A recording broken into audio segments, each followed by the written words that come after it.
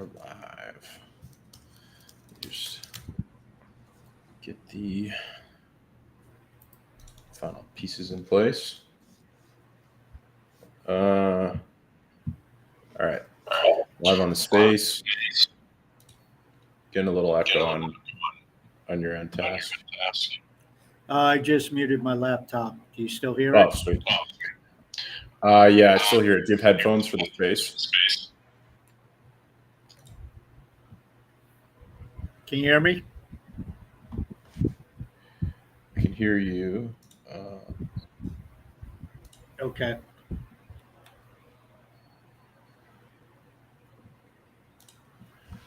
Getting like 4 different echoes. Let me see here. Okay. All right. Now, can you try talking? Testing 1 2. Testing 1 2. Cool. I got you loud and clear. Sweet. I think we're good. Let's see here. I need to get these Discord announcements out. While I do the announcements, Tass, you want to give us a quick what'd you think of the Leo 2.0 launch in general? It's kind of like a multi-phase launch. I can get into that too, but we've kind of been rolling out different aspects of it each day. Obviously, it's a lot to roll out at any one given period of time. So, it's been kind of like, I think the first day we rolled out like 6 different major things. And then each day after that has been kind of, one more thing, just to make sure that because we kind of have to make sure that everything's working from the prior release and then, release the next thing, check it, make sure it's working, release the next thing, and then just kind of keep progressing from there because we don't want any of the aspects of it to not be working. This was kind of a full scale change of the underlying economy of Leo. But what has your opinion been so far as we've entered Leo 2.0? Well, last week was a real bad week for me to pay attention to what was going on. I had a personal issue to deal with, and so I wasn't around for it, especially last Wednesday when the release went live. But just taking in what was talked about leading up to it and what has taken place that I've seen, um, it's a situation where, and I sent out a thread about this not long before we got on air, that it's getting to the point now where this is a game of Leo by Leo by Leo, each and every single token. And, we'll get into, I'm sure, more of the tokenomics, but the agents, just to use this as an example, um, well, before getting to the agents, I checked the burn account, the Leo burn account. Um, and since 2.0 went live, it looks like there were 267 Leo burned. Okay, that's not the end of the world. Those, I presume, are mostly from bridging over using W Leo, which we have to keep in mind that there's no trading of ARB Leo because Maya is still down with Arbitrum, or was the last time I checked. But just to contrast, there was one agent that I regularly converse with, and it has 457 Leo in it. So that's right now a little less than double what has been burned, locked up in one agent. There was another agent I checked, never heard of it. It had 4 Leo in it. So again, these aren't huge numbers against the backdrop of 30 million, but over time, as we get more agents, as we get more ways to lock up Leo, this will keep removing Leo from the potential supply side, sell demand, or sell side, and then at the same time, which I know we're going to get into, you start looking at different revenue streams that start to provide buy demand. And that's what it comes down to. It's just a Leo by Leo instance of where to lock it up, to burn it, to get rid of it, to do something with it, while also having that revenue side. I mean, that's what I think Leo 2.0 is basically. Yeah, I agree with that. I think it's a slow. I mean, especially in terms of the burn, it's a slow burn, right? Like as the saying goes, it's not it's not going to be like, okay, yeah, now we've got 1 million tokens a day getting burned. I think what it is, and I kept talking about it, what you've got happening is the economy itself is positioned to succeed and absorb economic value from the things that we do. As an ecosystem, as a community, as a team, we've obviously spent a lot of time building, technologies, but I think the economy that underlies everything we've done has not been positioned well to actually, accrue value from those things. And a big reason for that has been the inflation. Actually, I saw, and I won't name names just for sake of politics, but I saw someone who used to be an early Leo supporter, one of the first and one of the biggest, who sold all his Leo over time, and kind of turned a little sour towards everything we did. Who actually commented on a blog post about Leo 2.0. Not from the main account, from some community members' blog post, and said, this Leo 2.0 launch has solved really my major issues with the Leo ecosystem. And I will be watching, essentially how it goes from here. And I thought that was pretty interesting, because you've got someone who, went from supporter all the way to the opposite side of the aisle on Leo. And a lot of it being kind of economically driven. And this is from years past. So, I'm not talking about anything that's happened recently, but, obviously Leo's been around for 6 years. We've had a lot of ups and downs as an ecosystem, but, this kind of resolved and fixed a lot of the issues that at least one, person who didn't like Leo anymore thought was interesting, which, I like taking in, you guys know, I love feedback, and I like taking in feedback of all kinds, including feedback from people that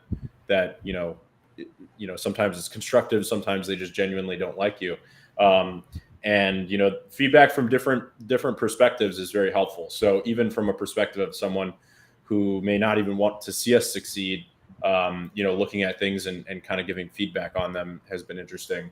But anyways, my key point is that the Leo economy was not set to succeed, prior to the Leo 2.0 update. I really think that we were building really great technologies, but all the value that we brought in, whether it was in Leo Premium or, the bridging revenue, or Leo.voter, none of it was really well positioned to actually absorb value into the market cap of Leo. So what the 2.0 change is to say, we've built this great platform within Leo. It's like a starting point, a gathering place for our community. And it actually generates revenue. Like it's already generating revenue, and it has been for years. And frankly, like the potential revenue it can generate isn't super high, but it is still generating, positive revenue.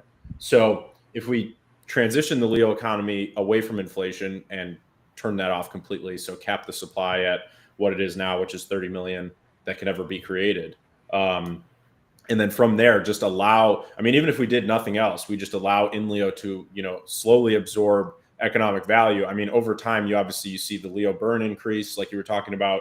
It's nothing crazy, but it is something over time from real revenue. And I like to say from exogenous capital. So you allow that to happen. We've got the agents that are proliferating. So, we've got agents already, and there's more that are coming online every single day. You guys saw, kind of one of the biggest public facing agents come online, which we can get into, called Leo Alerts. But, we've got these agents that are slowly coming online that also absorb value, like Task was talking about. And, that all being kind of one side of things. Now we've also got all the work we've been doing with Leo Dex and the cross-chain space, which has really been kind of like the moonshot long-term plan, which is to, build the best web app that we can, which is leodex.io. I think there's a huge missing piece in the cross-chain space for a really great web app. There really isn't a really great web app where anyone's actually taking the time to build a great UI UX. And we're working on that, and we started working on that around like March, April. And we've made a lot of progress. I think hopefully you guys can see. When you check the UI, there's pretty much something new every single day. Actually, we just released a new historical gas feature on LeoDex this morning. So literally every day we're pushing new updates, most of the time, multiple times a day. But we're working towards this future of the best web app that we can create. And then we've also got the LeoDex mobile app that we're working on. So it's a mobile wallet app because I think there's a huge market there. And Thor Wallet and some others have done really good jobs so far. So we're building our own kind of unique mobile wallet app. And then we've got Leo Merchants, which is obviously really exciting. And, we're piloting in 75 stores and then going to expand it from there. And I've shown you guys some of the UI designs behind that. The payment processing industry does, like $25 trillion a year in payments. And I think that's just US based. So if there's, internationally, that doesn't even include, other companies that are out there. So that's like the major 4 companies are doing that much volume, each year in terms of credit card processing. So, Leo Merchants is a massive, probably the biggest addressable market that we're looking to tap into. And you guys saw in the Threadcast, I shared that screenshot of the potential revenue drivers of the S-Leo contract. That's probably the biggest addressable market. And then you've also got LeoKit, which LeoKit is actually something that we just kind of, I wouldn't say accidentally built, but like it's just kind of a knock-on order effect of everything else we've built, which is like in order for LeoDex to work, we needed to build an API for doing swaps, via Thorchain, Maya, Chainflip, Rango, and Relay, and potentially others in the future. So we needed to build an API for that. And then for Leo Merchants and the LeoDex mobile app, we also need to tap into that API in order to do the cross-chain payments and swaps. So by proxy of doing all this other stuff, we've also managed to create LeoKit, which is essentially just what we're calling like our version of SwapKit. Maybe we'll call it something else before we release it. But the easiest way to understand it for people in the industry is that it's like similar to SwapKit. Like it's a few lines of code. Anybody can take it, implement it in their app, and within a few hours, you're up and running and doing cross-chain swaps. So it's that is just kind of like an extra thing that we built. And between those 4 things, LeoDex web app, which is right now the focus, the LeoDex mobile app, which is kind of a proxy of the web app, but something that we're porting over to mobile, and then LeoKit, which is just kind of built because of the other things, and then Leo Merchants, which I think is actually like the biggest addressable market. In between those 4 things, I've kind of put together this model, and you guys probably saw my blog post from about a week and a half ago, where I talked about my vision for the Leo token economy. I talked about what I thought the addressable market looked like for these things, and you can kind of see that in the Threadcast. I'm just pulling up that screenshot, but the screenshot at the top of the Threadcast, where it says the projected daily TAM, which is total addressable market. Right now the LeoDex app is making roughly $350 a day in terms of USDC between Thorchain, Chainflip, Maya, Rango, and Relay. So we've got 5 integrations so far. So it's making about $350 a day. And that 100% of that USDC is flowed to the S-Leo staking contract and then earned by all the Leo stakers. That's how it'll work after the 90-day airdrop is over. And then so you've got the 350 now, and then it talks about how, and this, by the way, the screenshot is a screenshot of the page that's coming, the /Leo page.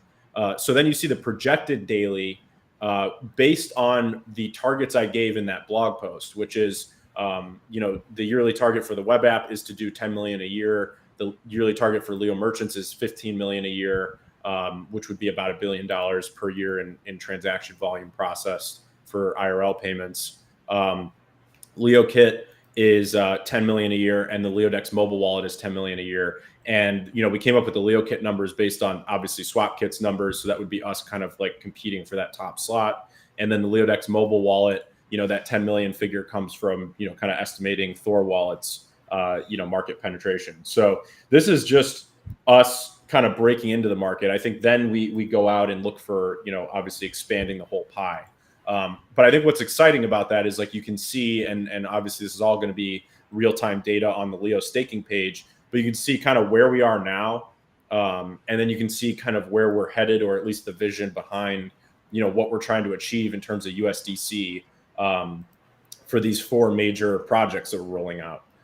So the projected daily TAM comes out to about 12,000 per day. So that 12,000 would get split between all the Leo stakers on the S Leo contract. So really interesting times, I think, as we kind of, we're in a state right now where we need to expand the web app, in terms of volume, really get more users and, gain traction. That's kind of the whole point behind the volume-based airdrop, is like, we need these early users to refine the product and also teach them about Leo Dex, who we are, why we exist, the Leo token in general. That's what the airdrop is all about. And just getting that early traction. And then we build that early traction with the web app while we're building, while we're expanding the feature set of the web app, and then also, building the Leo Merchants platform, the mobile app, and then, by proxy, Leo Kit. So then we have these 4 major pillars in terms of driving revenue on the kind of financial side of things, which obviously, like I said, is kind of separate to Inleo, which, in my opinion, Inleo will always be a much smaller revenue driver, but it is like a gathering place, like a forum for our community. And then, I titled this Agentic Future because, and Task and I can obviously talk about this. The future is AI agents, especially for Inleo. I think the agentic future really applies to Inleo and its future in terms of, putting data on chain and driving growth. And you guys can see those agents today. We've got, I think in around like 80 or so that are live. So, we're expanding the agents, and like Task said, none of them are making like groundbreaking amounts of revenue, but they're driving, one of them's earned like 500 Leo. And then they're obviously earning, other crypto assets as well, like Hive, HBD, and others.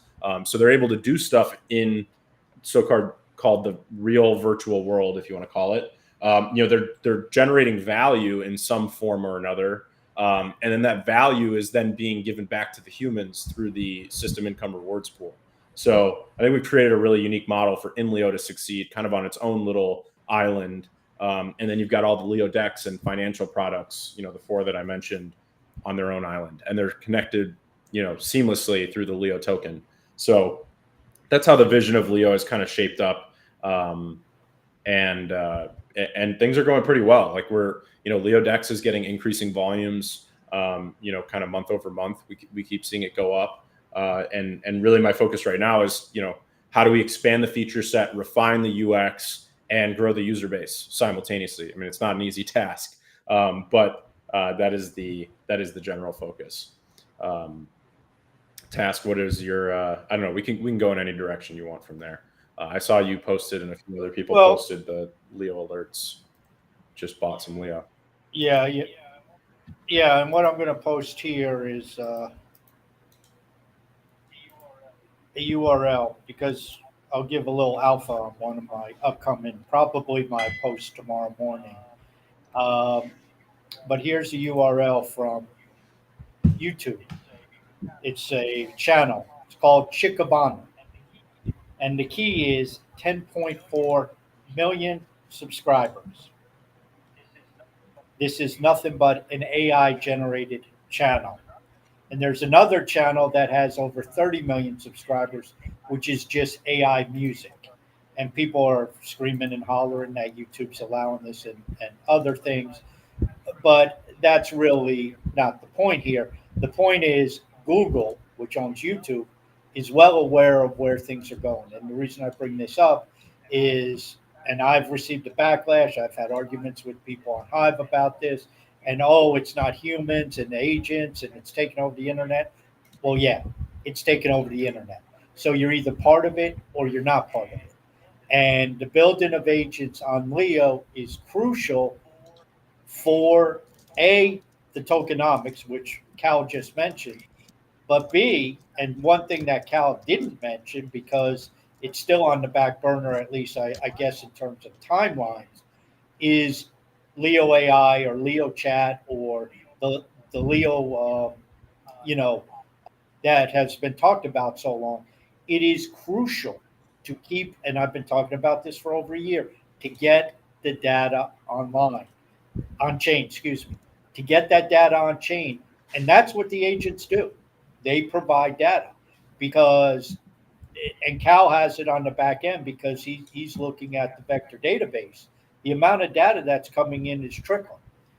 That is not going to cut it. And when you look at what the Leo ecosystem is starting to encompass, what about having a chatbot, an SLM integrated throughout all of these applications that he's talking about, where you can pull up information on Leo merchants, where you can pull up information on Leo decks, where you can pull up information on in Leo.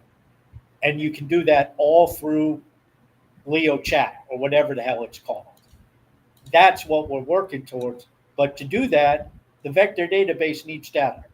And when we're getting, I don't know, 1,000 threads a day and some blog posts, and most of those threads are good morning, how are you doing?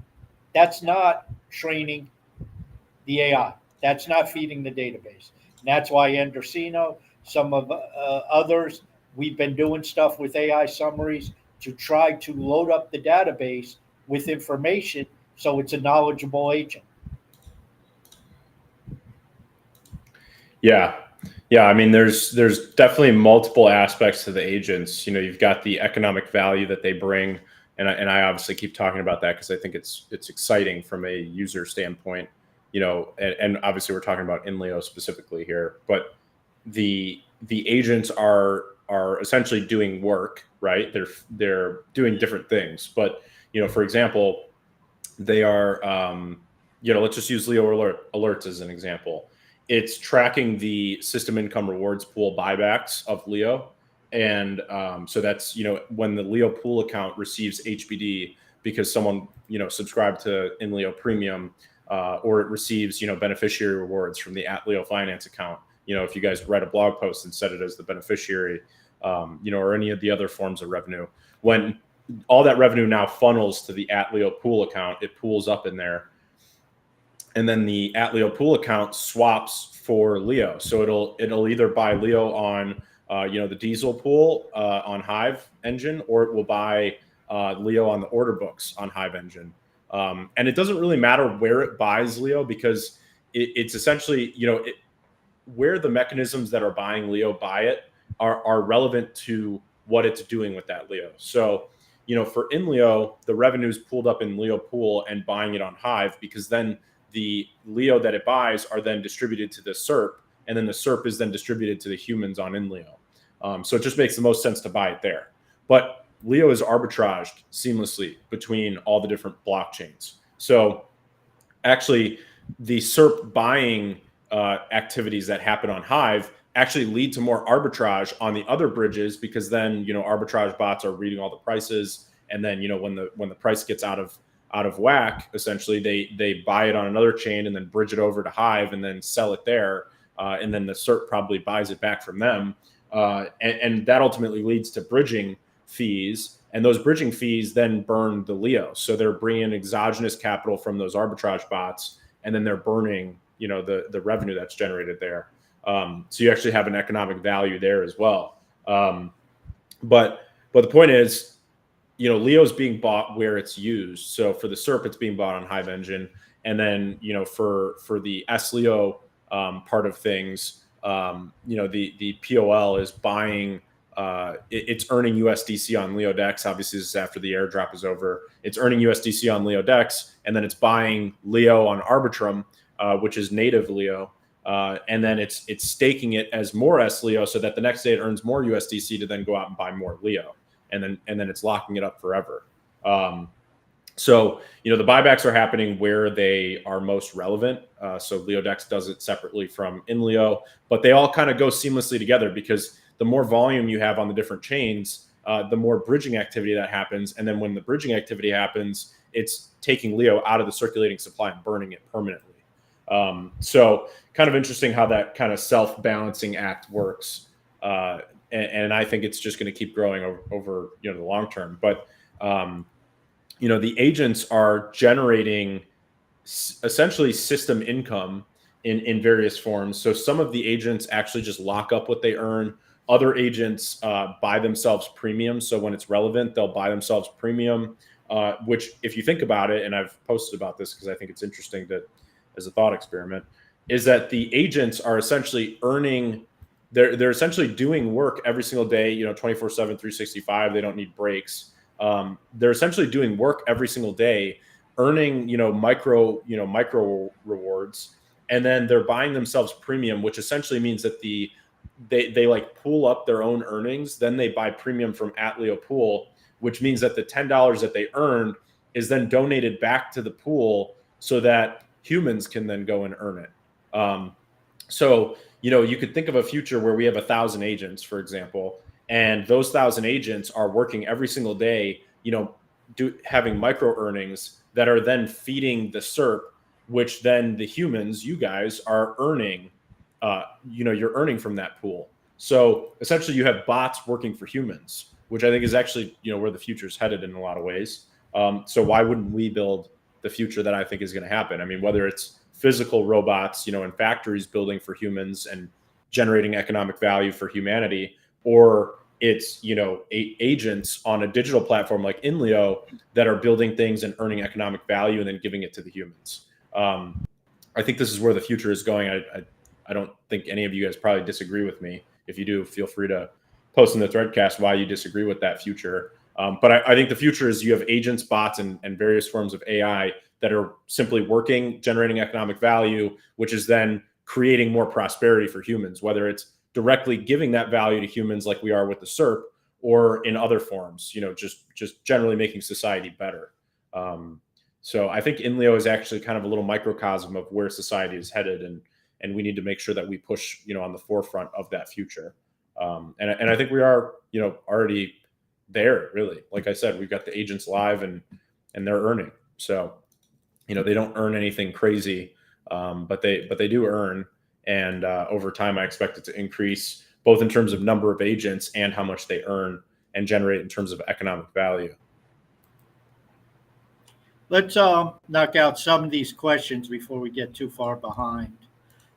Data Stat asks, what is the best option to get premium? Send manual transaction? I would recommend using the premium page, and I would also recommend using HBD right now. The other payment methods have been having an issue the last couple of days, but just use the premium page is my recommendation. You obviously can send it manually, but a lot of times when people send it manually, they make a mistake with the memo or something, and then we have to manually fix it. Okay.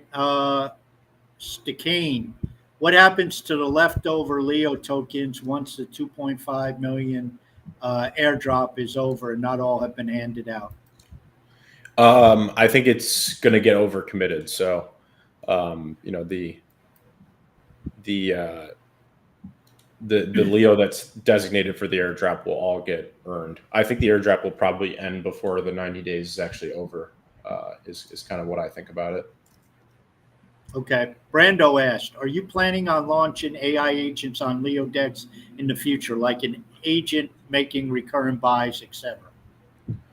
Yeah, I do think there's a future where we have a chat function on Leo decks where you say, swap, or buy Leo when it's, 20 cents. And let's say, for example, it's at 21 cents at the time. And then as soon as it drops to 20 cents, the bot is waiting and then it buys. So things like that, I do think will be in the future. In the shorter term, I think probably relatively soon, we would have a chatbot that will at least pre-fill things for you. So for example, you say like, I have wrapped Bitcoin and I want to swap it to Ethereum, and you say it to the chatbot, and then it just fills that in the swap, input, output. And then you, as the human, then say swap, like you click confirm, and then it swaps. So I think kind of the first step on that path is more of an assistant that helps you choose the options. And then the second step would be, actually an agent that executes things for you. Okay, this is from L. Jax. Will our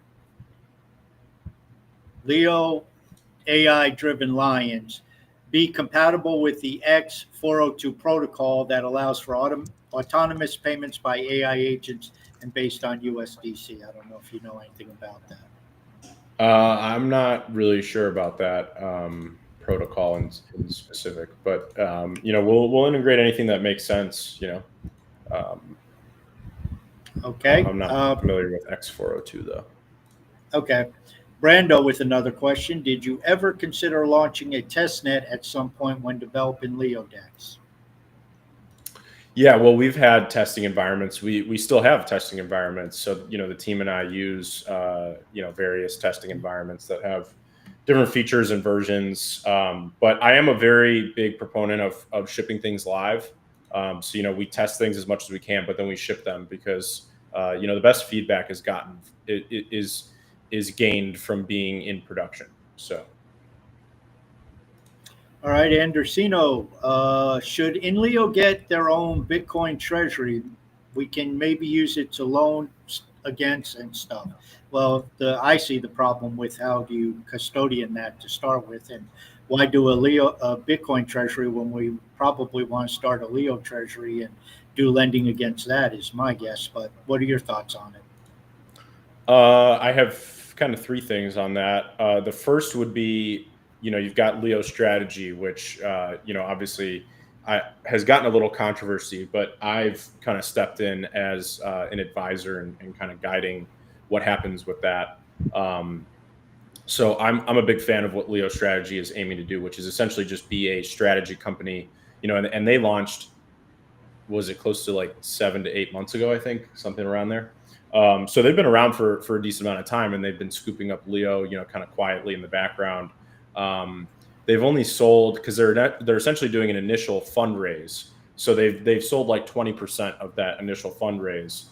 So what I want to see happen is them sell out of that initial fundraise, especially while Leo's cheap, because what they're doing and what I've kind of guided them into is they're going to take their stake out of Inleo and they're going to put it on Leo Dex. They're going to stake it for SLEO in the Arbitrum contract, and then they'll be earning USDC each day, from the Leo Dex revenue, and then obviously the other three forms of revenue that are coming.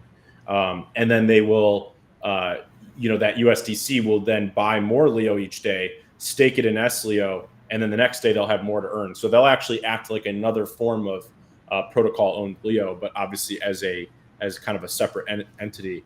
And what I think is the interesting part of that is if they can go out and act like a strategy company, which is their plan, and take out loans in the real world, essentially bonds. That's how all these strategy companies work. And then they buy Leo with those loans because they're zero coupon and they can't be liquidated. And they buy more Leo with that, stake it, earn more USDC, and then buy more Leo. And then you essentially just have this entity that's continuously accruing more and more Leo, which is essentially how the Bitcoin strategy companies all work. The real key is, you need that initial fundraise to go through so that they can buy enough Leo so that when the price goes up, they can then say, look how attractive this is to other investors, raise more capital, and then keep doing it. So that is really how all these strategy companies work, is like, if Bitcoin's going up and they're buying Bitcoin and buying more of it, raising more capital to buy more of it, and it just keeps going up in the long run, then they succeed. So it is a interesting strategy. It is a little bit of Ponzi-nomics, but provided that the capital is raised in the right environment where it's not going to be liquidated or called back on, it can do really well. So what Leo strategy is doing is actually permanent capital, which I find fascinating. You can go look up, permanent capital on the internet. You'll find stuff about Warren Buffett and how, Berkshire has been designed. And then you'll also find Bill Ackman, who's essentially trying to kind of mirror Warren Buffett, in today's economy. But, these different companies are essentially generating permanent capital, buying an investment or multiple investments that they believe in. And then over time, those investments grow, and then they're able to generate more capital and buy more investments. I mean, that's how any hedge fund really works. But the permanent capital thing is essentially set up so that people can't withdraw their capital out of those projects, ecosystems, funds.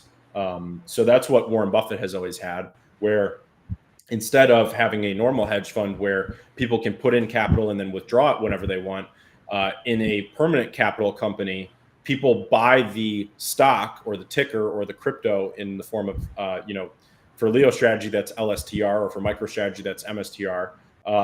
People buy the ticker, which means that they have put in permanent capital into the ecosystem. And if they want to withdraw, they have to sell the ticker rather than the company like MicroStrategy, or Leo strategy, rather than them having to pay out investors who withdraw, they actually, the investors are withdrawing by selling their stake to other investors. So that's why the capital is permanent, and that's why those strategies actually, work. So I think Leo strategy will actually work really fantastically in the long run, but they need to sell out this initial fundraise. So I've been pretty active on Threads, supporting them and obviously now helping to guide, what happens in the future, because I think it is a really important aspect of the Leo economy is, if we can get this kind of strategy company set up where they just accumulate a bunch of Leo and then they can accumulate more Leo in the future because, Leo's, accumulating value. I think that's a great thing for the ecosystem. So I'm a huge proponent of LSTR. I think if you guys can, if you look at it and you think it's a good idea, what I just explained about how permanent capital works, then, maybe consider supporting it. But, that's kind of on the treasury side of things rather than a Bitcoin strategy or treasury. I would say we should focus on making Leo strategy the community's strategy, because it was really started by a few Leo whales who said, MicroStrategy is growing. All these other people are talking about Bitcoin strategy companies. Let's start our own for Leo. So it is really a community project. So I think it's a community operated project and we should just grow it. So outside of that, I don't see us doing a Bitcoin treasury in any form. You've also got the POL, which is kind of our own form of a treasury, so to speak, but the Leo and the POL can never be withdrawn. And it does, what is described on the Leo page, but it is buying Leo right now with 100% of the Leo Dex affiliate revenue until the airdrop is over, and then staking it as SLEO, earning USDC, then buying Leo every day and increasing its SLEO stake, which is inspired by the TCY tokenomics. So that's another aspect of things. I think that was all three of my points about the Bitcoin strategy. Or I guess the third point was about lending. I know Maya has said that they're working on lending. So you'd be able to lend, for example, take a collateralized loan against your pool positions. So like if you had Leo Cacao in the Leo Cacao pool, you'd be able to take out a loan against it. So that might be something on the horizon as well. Obviously Maya doesn't give timelines for things like that, but potentially in the future, you would be able to do that. All right, continuing through the questions. Casper Moeller, are there any swaps on Leo Dex that don't count towards the airdrop? I may have missed some info, but I've experienced some swap that hasn't increased the swap volume for me in the airdrop page. Every swap so on the page, it shows supported protocols, Thorchain, Chainflip, and Maya. Any swap that's routed through those three protocols counts. So it doesn't matter what the asset is as long as it's through those three. So maybe if you did like a Relay or a Rango swap, those don't count towards the airdrop. Main reason why is because we added them after the airdrop, and to be frank, they're more aggregators than protocols. So I don't think there's a need to add them for the airdrop. But yeah, as long as it's a Thorchain, Maya, or Chainflip swap, then it counts towards the airdrop. LJAX, could the burned Leo counter be launched from inside Leo Dex before the end of the airdrop? What was the question? Could the burned Leo counter be launched from inside Leo Dex before the end of the airdrop? Oh, okay, I see. Yeah, the new Leo page will go live probably in the next week, I would say. I'd say probably by July 8th, the new Leo page will be live. And then in terms of staking Leo, the Leo staking contract, I think we'll probably have that live by July 15th, most likely, roughly around there. So the Leo page will go live. You'll see that staking is grayed out, but all of the, what you're talking about with the burn mechanic, Really, those are like tokenomic displays. So all the like information displays will go live. The staking displays will be there, but they'll be grayed out. And then we'll wire the staking contract afterwards. So probably in the next week, and then 2 weeks for the actual staking. But again, there's no rush to stake because the actual USDC payouts won't start until the airdrop's over. Let's see. LJAX is a premium subscription payable with SPS. Pay with HBD right now because any other token is having issues. Data stat. You think Leo future is soon on Ethereum L2 for building all the infrastructure like ARB and Pole? Well, I mean, Leo Dex is basically on ARB, so Leo's on ARB. Yeah, Leo is on Arbitrum, and I don't know if you guys saw the news that Robinhood just launched essentially their own chain that uses Arbitrum. So I think Arbitrum is a really good bet for our ecosystem in terms of where we put our native token, and we're obviously seeing some kind of early wins with that with Robinhood choosing it as well. There's going to be a lot more attention on Arbitrum now. M coins. Are Dash users sticking around? Can they still cash out in Dash? Yeah, there's still, I don't know if you guys have seen, there's still a handful of Dash users, including, team members, from Dash that have stuck around and are still, using the platform. Yeah, I mean, that's kind of a function of how anything is. I mean, you have a launch and then a lot of people are excited and then you kind of level off somewhere in the middle. So that being said, I think the mindset behind InLeo is a little bit different than it used to be, which is that we are focused on, it's a gathering place for our community. And it's obviously, a positive revenue generator, like I was saying at the beginning of this. So it's generating revenue and it has been for a long time. And now we've kind of positioned things where it can the Leo token can actually absorb the economic value that's being generated by InLeo. And then we just use it as a community forum. But then the real revenue drivers, the real growth of our ecosystem is going to be LeoDex web app, LeoDex mobile app, Leo merchants, and Leo Kit. Those are going to be, the 4 real revenue drivers in terms of growth. But I do think that InLeo will always be like a great, gathering place, like a great base layer for our community to come together. And then, like I said, the agentic future that I imagine for InLeo is that we have all these different agents, to put numbers to it. My vision is that we have 1,000 agents, maybe more. And over time, they are doing different things in the ecosystem to generate revenue and either buy premium with it or find another way to inject it into the back into the community. So I think buying premium is the most obvious one where, these agents are trying to essentially earn at least $10 a month in value. If you can get 1,000 agents doing that, that's $10,000 a month that then flows to the @Leo pool account, which then buys Leo for the SERP. And you guys obviously see the Leo alerts account, which now tracks those buybacks. They buy back Leo, or the @Leo pool account buys back Leo with the $10,000 earned from the agents. And then that $10,000 a month is deposited back into the SERP, which is then earned by you guys, the community. So that is kind of the future of InLeo in terms of the community, who uses it, and kind of growth as well. Okay, LJATS brings up an interesting point. Could Leo merchants be an opportunity to resurrect the ads revenue as a 5th source for Leo stakers, consistent this time in a standalone infrastructure fed by fees that businesses would pay to advertise themselves across the Leo ecosystem? InLeo, LeoDex, LeoDex Mobile, and Leo Merchant Suite. I think I missed could Leo merchants to resurrect the ads revenue and be a 5th source? We have the whole ads platform built out. And the real issue is I think advertising is kind of slowly losing its luster in terms of revenue capabilities. We've obviously, played around with enabling ads and disabling them.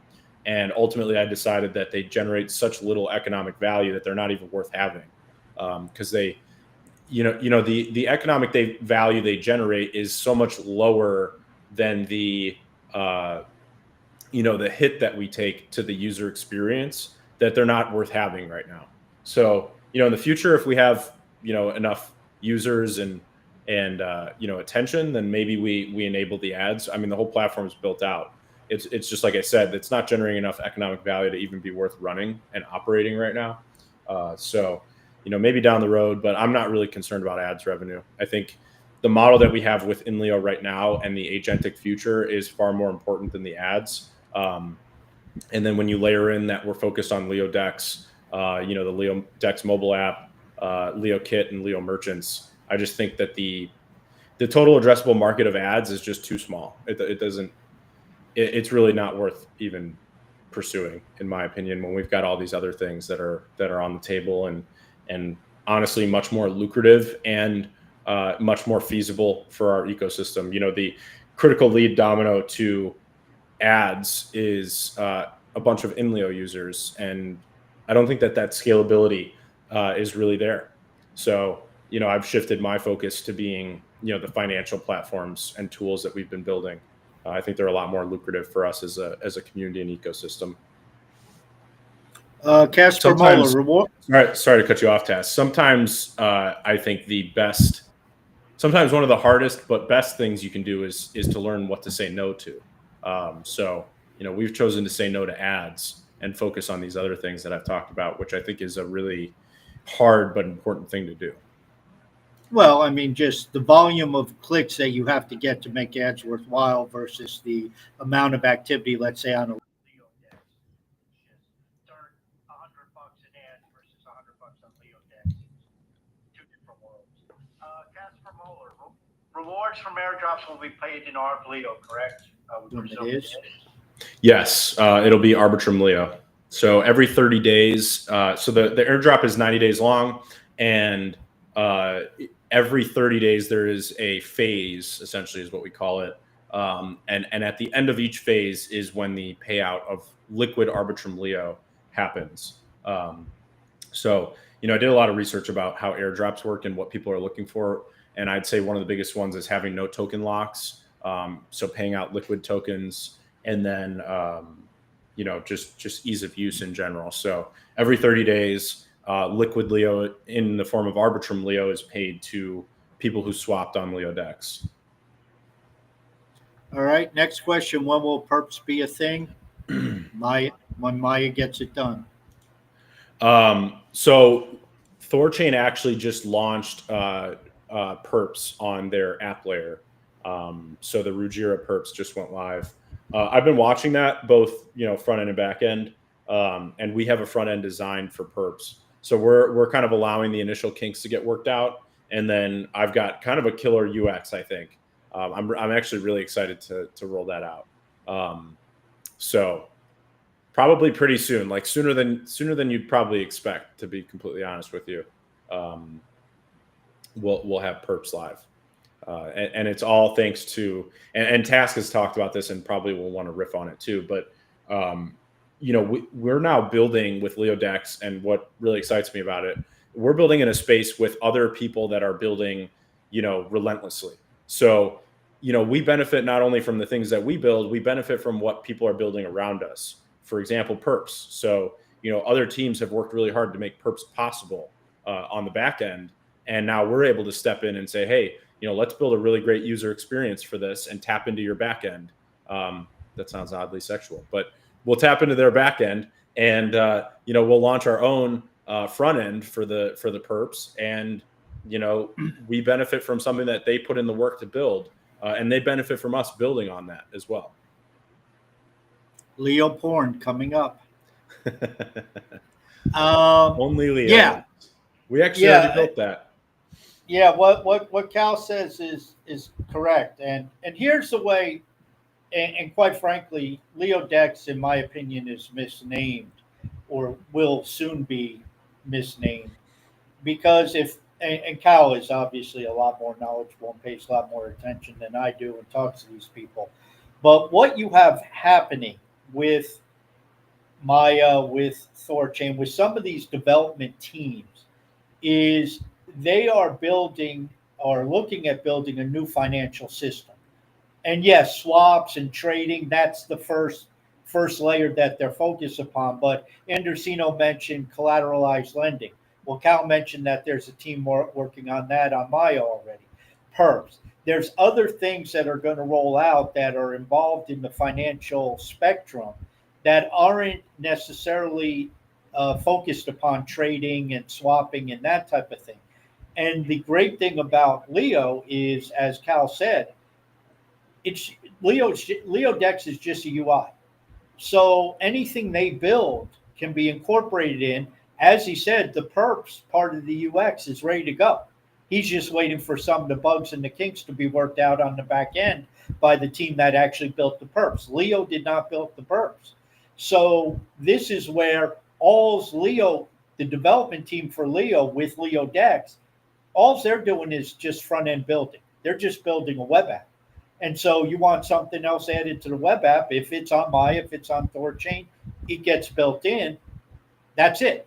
Now, if the back end doesn't work very well, then obviously the front end Leo is going to suffer, as we're seeing with Maya and Arbitrum, since Maya seems to be having problems with Arbitrum. And so now the Leo token's been locked up for like a month and a half, and we can't trade it on Arbitrum because it's just not there. We don't have any control over that, but this allows for faster scaling.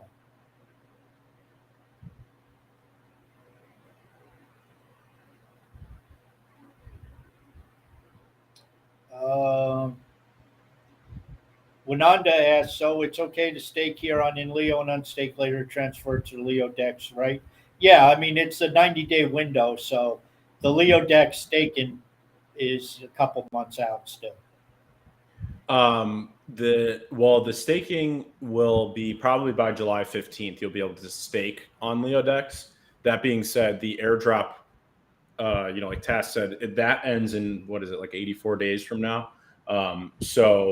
The actual USDC rewards, and maybe this is a good refresher, the USDC rewards won't start until the airdrop is over. Part of the reason for that design with Leo 2.0 is that for the first 90 days, which is during the airdrop, the 100% of the Leo Dex affiliate revenue, which is paid as USDC, buys Leo for the POL, which is what we're calling protocol-owned Leo. There's a specific vault address where you can actually track that. And you'll see right now we can't because Maya has Arbitrum offline, but I've been told this week, hopefully. You'll be able to track the buybacks of Leo using 100% of the Leo Dex revenue for the next 84 days or whenever the airdrop is over. And then once the airdrop is over, the POL is kind of locked in. So it's bought Leo for that 84 day or the 90 days total. And then however much Leo it has, it stakes it as S Leo, and then every day it earns USDC alongside everybody else. And then again, inspired by TCY, TCY's POL design, it buys back Leo every day, stakes it as S Leo, so it earns more USDC the next day, then buys Leo with that USDC, so on and so forth. So that's why the staking contract for S Leo will not pay USDC until the 90 days is over.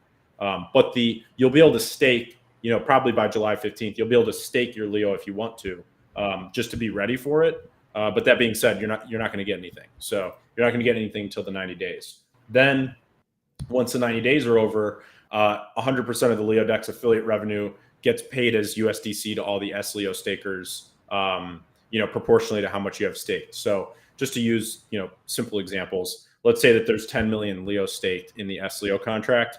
If you have 1 million of that Leo, which is 10%, and the daily payout is 1,000 USDC a day, then you would get 100 USDC a day, and the other 900 goes to the other 9 million Leo that's staked.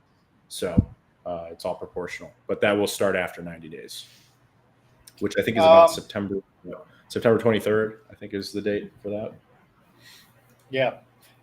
Just to give an update, 5 minutes ago, the at null from Leo tokens, yesterday was 44 Leo, today 61 Leo were burned. That just took place 5 minutes ago. So every day Leo's being burned. We're down another 61 Leo, which I guess was Yeah. the bridging for the last 24 hours. Actually, I was going to say that is not the bridging. That is earnings from the SERP. So I haven't actually looked at that. Is kind of an effect I didn't really plan for, but if you see tokens getting paid out like that, it's actually the SERP that is burning that Leo. And the reason why it's burning is because someone earned Leo but had null as their beneficiary. So there's different people out there that use null for different things. You may either have a percentage of your rewards that get burned, or you have 100% of them. There's burn posts and whatnot. So that Leo that's getting burned is actually coming out of the SERP, not the bridges. When the bridges burn, which hasn't happened yet, but when the bridges start burning every day, they're actually going to wrap or they're going to unwrap their Leo onto Arbitrum, and then they're going to burn through Arbitrum because that's where native is. Yeah, so it will actually burn on Arbitrum. So whatever is getting burnt, that you guys are seeing from null, that is coming straight from the SERP. So basically what's going to happen is that will continue to happen, and then the protocol will start matching it on Arbitrum. So there's 30 million tokens on Hive, there's 30 million tokens on Arbitrum. Obviously we're natively on Arbitrum, so as tokens are burned anywhere, they're burned on Arbitrum. So the real place to track the burns will be Arbitrum, and that's what's tapped into on the /Leo page. So you'll see that burn ticker. Actually, I'll get you guys a screenshot. I'll get you guys a screenshot while we're on. But okay, Stikane, could you elaborate on perps? What benefits? Perp stands for perpetuals. It's futures trading. They trade. Base has them. A lot of them have. Basically, what's happening is one of the protocols is on your chain. They're setting up decentralized trading, which people basically will be able to trade futures. There, I think, Cal, what are they? 4-hour contracts, 3-hour contracts? I forget what perps are. 4 hours usually. It could be different though.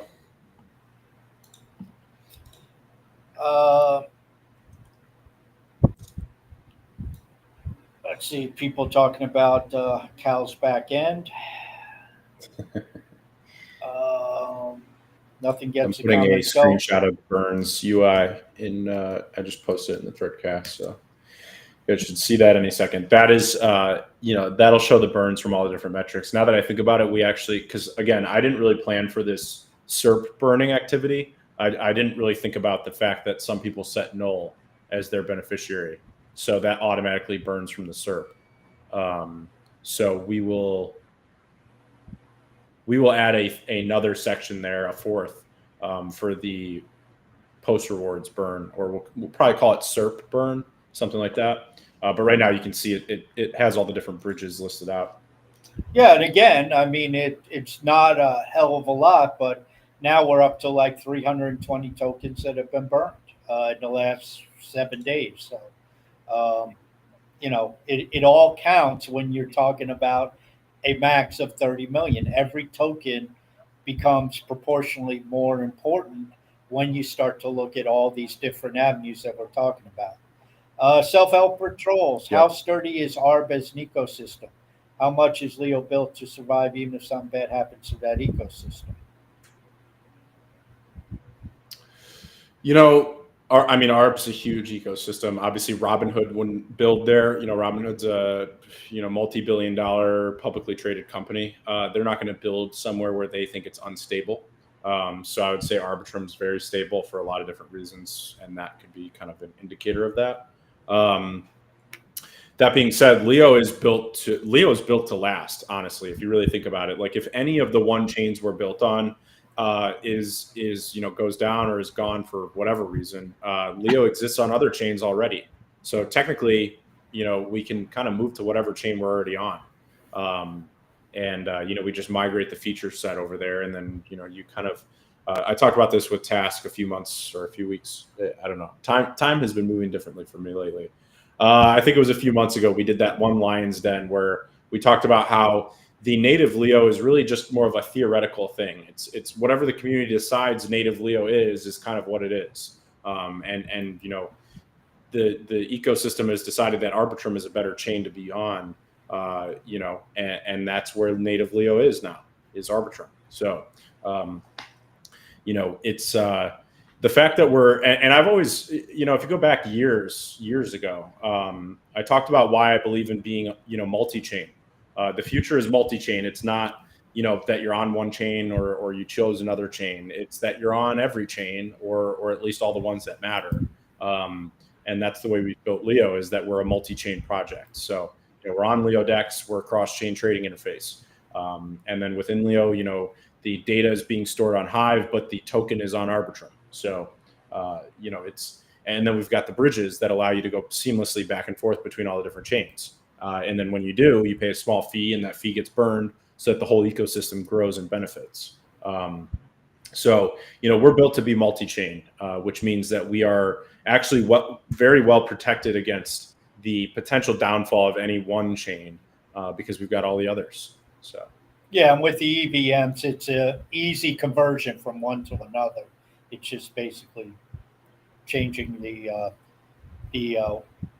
not even the wallet address. You can use the same wallet address. It's just a chain, because all your wallet addresses are the same. LJATS, is native Leo purchasable on a DEX apart from Leo DEX? I've looked out for it on Arbitrum compatible DEX and haven't found it. Probably not. The other DEXs would have to feature it, correct? Yeah, the other DEXs would have to list it. Right now, Leo on Arbitrum is only on Maya. I have thought about, you know, doing it on another DEX in the meantime while Maya's been down. That being said, you know, I don't want to fragment the liquidity, and they keep saying that, you know, we're relatively close to getting it back. So I've been holding out hope that Arbitrum goes back live on Maya soon. It definitely sucks that it's been so long, but hopefully it happens soon. In the meantime, what we did was add Rango and Relay as protocol integrations. And what that allows is that you can now trade B Leo and P Leo. So it's BSC Leo and Polygon Leo, which we've had for a few years now, on Leo DEX. So you can trade those directly on Leo DEX. And then we're working on a button where you'll be able to bridge directly from any of those. So for example, if you buy B Leo now, wait for, you know, the S Leo staking contract to go live, and then you want to bridge over from S Leo to Leo on Arbitrum so that you can stake it. We're going to add a simple button where you can just press the button and it bridges your Leo over directly from BSC to Arbitrum. So right now, if you want to buy Leo on Leo DEX specifically, I would say the best thing to do is to buy like P Leo or B Leo, and then just wait until we release the bridging button, and then you'll be able to bridge and stake on the S Leo contract. There's really no rush to bridging anyways, because the staking contract isn't live yet. So, but at least if you want to buy, you know, that's kind of our half measure right now. If you want to buy Leo, you obviously still can, even though Maya's down. Yeah, and for better or worse, there's still a lot of Leo on Hive Engine. So if you want to buy there. Brando basically backed up what you said. Arbitrum is one of the first of Ethereum L2s, if not the first. Definitely not seeing an ARB going down. No way. Very solid. I said there are tens of L2s now. One's going to ship before ARB. That's just his viewpoint. Yeah, I think Arbitrum's really solid. Honestly, I wouldn't have chosen it if I didn't think so. And I think Robinhood choosing it like a few weeks after we did is a pretty solid indicator as well. Well, and keep in mind, Robinhood's trade tokenized stocks. That's what Robinhood's going after. They're using that for their what's in Europe, tokenized stock trading. And they're, you know, if regulation comes in, they'll open it up in the United States. So they're not looking for just to swap a few tokens here and there. They're looking for to swap Apple tokens, you know, because they're tokenizing the stock market. As is it Winklevoss, Gemini, but Gemini's doing it on base. Self-help for Troll said, not to sound greedy, but I wonder how much the Leo token even just double the demand and double the usage of Leo decks over the course of a year. Now it's deflationary. That's a very, and Cal, correct me if I'm wrong, but that's a very isolated view because we have many, many revenue factors. One of them is just Leo decks. And then you have the different components within Leo decks because, for example, if people start trading perps on Leo decks, perps is a much greater increase in volume because the contracts expire every 4 hours. So you have a futures contract that expires. What do? Now you may take one futures contract for 4 hours and then go home, but odds are these people are going throughout the day. They're trading perps. It's like being at the casino. Yeah, eventually you walk away from the poker table, but after that poker hand, guess what? You lay more money down and you play another hand. It's the same thing with perps. Once the perp expires, what do you do? Well, most people get back in, and then you're looking at Leo Merchant, which could be bigger. I mean, there's other ways self-help and that's the key. Multiple streams of revenue feeding in that helps the buy demand, while also simultaneously having burns, lockups, things of that nature to alleviate the sell pressure.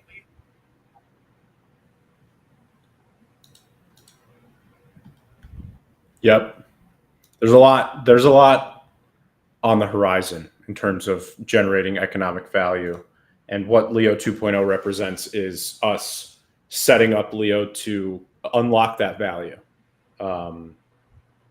And it was really the necessary lead domino for what we're building next. So you guys are going to see that with the /Leo page is going to make that very clear about how much revenue is generated today from Leo decks, but how much can be generated in the future, both from Leo Dex's web app, also the mobile wallet app, also Leo Kit and Leo Merchants. That's where things are going to get kind of really fascinating, in my opinion, where you could see, like I said, our target being, like $12,000 a day in terms of USDC rewards for Leo stakers. That's pretty massive. It's a pretty massive reason to buy some Leo, to be honest with you. Yeah. But the lead we had to get Leo 2.0 live, and now we have to grow the volumes of Leo Dex, the web app. So that's why we've got the volume-based airdrop, and that's why you see me pushing so hard. If you guys are going on X at all, you guys are seeing me push really hard to grow the volumes of Leo Dex. I can't do it alone though. So if you guys help, I know Task has been getting more active on X as well. Growing the Leo Dex volumes is no easy task. But we built the referral system so that you guys are incentivized to make a referral code and share the link and help us grow the volumes of Leo Dex while making Leo more valuable and earning referral rewards for doing that. Yeah. One overriding observation that I've made, and I think it's important for people to understand, this is now moving away from the in Leo based ecosystem. And what I mean by that is, and I haven't even looked at my rewards, honestly, over the last week, but the rewards paying out in terms of Leo, the number of Leo each post payout is getting, or each individual is getting on their post, has to be down dramatically from the inflationary model that was in place a week ago. And the reason being is now we are going with the revenue generated model versus the inflationary model. There is, if you notice, there's less emphasis on in Leo and these other aspects of the ecosystem than there was before. Because in Leo, and I said this again a year ago, a social media app, just as social media, is dead end. In the AI world, that's dead end. You're done. Social media apps, the major social media apps, are not there for social interaction from the app provider, from Meta, from X, from Google. It's there for data. And then they're using that data. Ultimately, their goal is to monetize through all the AI services that they create. And if we look at the agentic world, I sent Cal a link to this article that I came across. Salesforce expects to have 5 million AI agents on their platform by the end of this year. 5 million AI agents by the end of this year, doing all kinds of stuff with the data that companies feed into Salesforce and what they utilize in their, customer resource management applications and stuff like that they get from them. So the idea of focusing on in Leo and focusing on rewards and focusing on posts, that's passe. I mean, there's a lot of us who still do it, and the agents are important, and your blog posts are important, and feed on Leo AI is important, and threads are important. But as Cal says, this is for the community. That's not really a growth center because we haven't seen the growth over the last 2 years. It's not there. People are not coming from Twitter to threads. It's not going to happen. So we had a punt on that one. And now there's all these other things that are on that placard that Cal put on the image that Cal put at the top of this threadcast. These are the revenues. The web app, which is Leo Dex, Leo Merchants, which is a payment processor, which taking a percentage of each payment, that adds up over time. Just look at Visa, look at MasterCard. Leo Kit, which he talked about, and then the mobile wallet, which, I don't know what affiliate fees are going to be in there. But also, when you start to look at what Maya's building, we mentioned the perps. What happens when somebody brings out collateralized lending? And that can be offered through Leo Dex, and Leo Dex gets 0.5% of that loan. Just like, you think about what Rocket Mortgage does, and all these companies that make money for percentage of mortgages being done. Hell, somebody puts up a $10,000 loan, and Leo Dex gets 0.5% of that. That's $500 right then and there. And $10,000 loan is nothing. Go look at some of the Bitcoin loans that are done. They get into the millions. So that's the point that we have to keep in mind. And that's the point of moving Leo away from Hive Engine and moving it on to Arbitrum, because the buy, not the revenue generated buy, but the buy from people outside the ecosystem who want Leo, they're not going to be on Hive Engine. They're not going to get it through Hive Engine. They're going to get it through Arbitrum. And if somebody out there wants to buy $100,000 worth of Leo in a year and a half, they're not doing that through Hive Engine. They're going to do that through Arbitrum. And that's some of the basis that is being formed. Absolutely.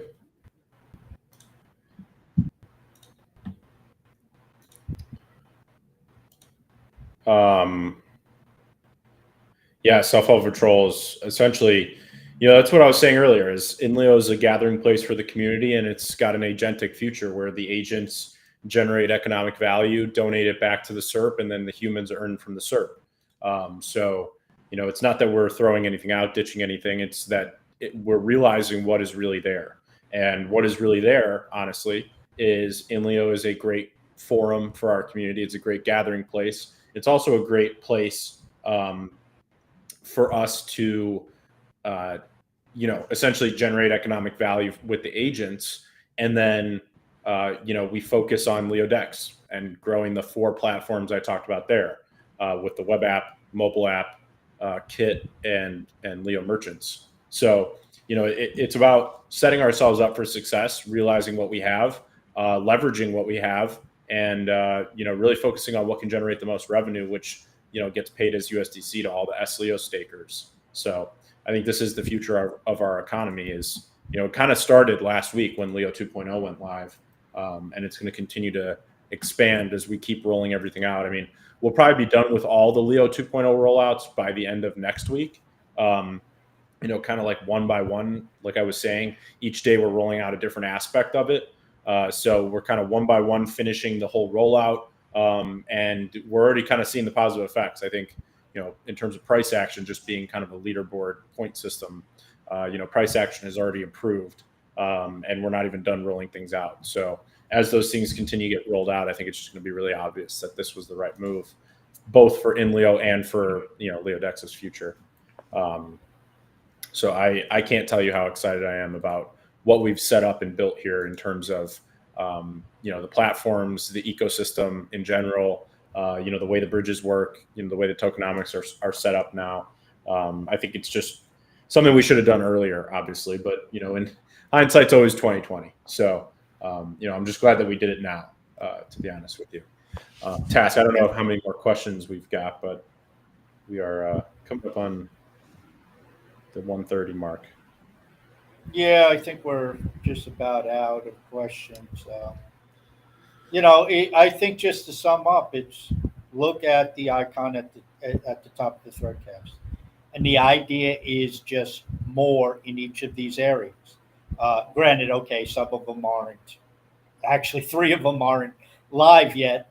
The only one that's live is Leodex, but we need more activity on Leodex. How do we get more activity on Leodex? Well, that comes in two ways: more people swapping what's available, but also adding more features and components and assets as they come about to Leodex, which could entice other users, as for example, perpetuals.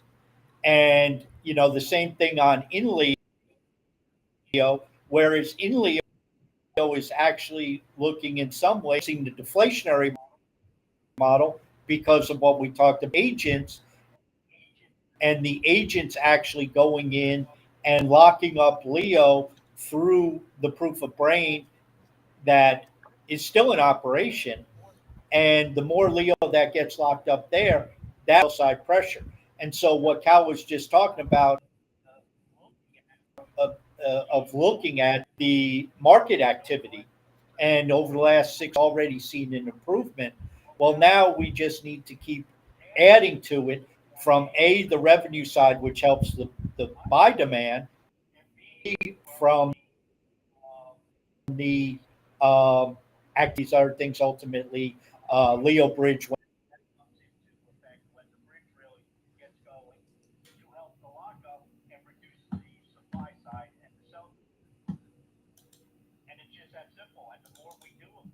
side, the more the tokenomics will favor in the market activity. And then ultimately the goal is to see price go up. Yep, that's exactly right. I see the SERP just finished another buyback and posted about it. So the agents are agenting.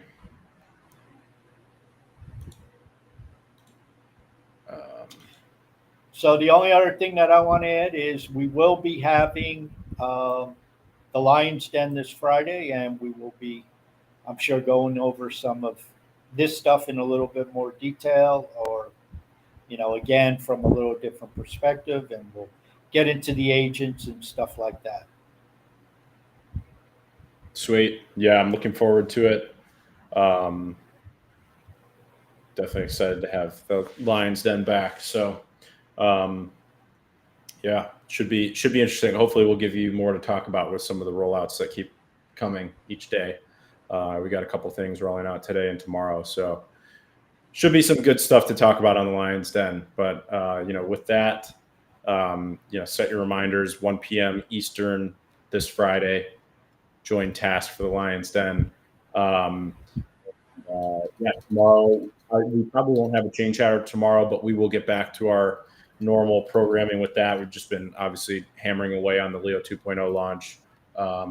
So we'll keep hammering on that. Hopefully we see the, Leo do what Leo does with 2.0. It's been fun to watch so far. And the Leo Alerts account makes it a lot more fun. So we can all thank Mike possibly for that agent. And it's been fun to watch it, kind of grow and expand and get better. And I think, there's a lot of other stuff that's coming too in terms of agents and many other things. And then obviously the main focus being Leodex affiliate revenue. So just growing that and the volume-based airdrop, getting people to use Leodex and grow it. That's what matters. So get out there and tell people about the airdrop, tell people about Leodex, get them to use it, make your referral code, start earning some referral rewards. And let's grow this thing. and feel free to save the image in this threadcast and check back on it. Obviously, that's going to be like a real-time live page on the /Leo page on LeoDex pretty soon. But at least you can see kind of where the vision is and where we're headed as an ecosystem is, grow the LeoDex affiliate revenue, launch Leo merchants, launch LeoDex mobile wallet, and launch LeoKit, and drive hopefully around 12,000 USDC a day into the hands of every Leo staker. That's the vision. So thanks, Task. Thanks everyone for coming, and we'll see you Friday for the lines.